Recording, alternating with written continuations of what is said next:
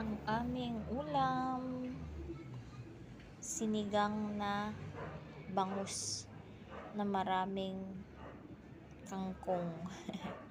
Ayun, kangkong na lang yung inilagay. Wala nang iba at sa sobrang mahal ng bilihin ngayon.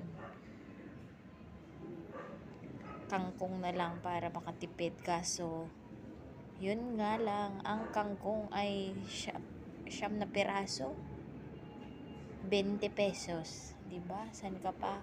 Samantalang sa amin ano lang 'yan. Ginagawang pangkain lang ng kalabaw. Pero dito, sobrang ang mahal kahit kangkong.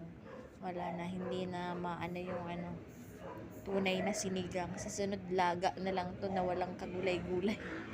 Sobrang mahal ng bilihin. Pero ganun talaga ang buhay. Kahit anong mahal ng pagkain, ang mga bilihin, para lang may makain, bibilhin, ano na lang, paraan na lang para makapagluto ng ulam. Diba? Pasarapan na lang yan ng timpla kahit hindi kompleto sa Ricardo. Sinigang with kangkong only. So, yun lang guys. Kain po tayo. Thank you so much sa lahat ng aking Tala sender po. Maraming salamat. God bless you all. Bye-bye. Kain po tayo.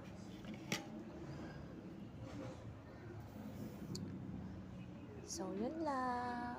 Bye!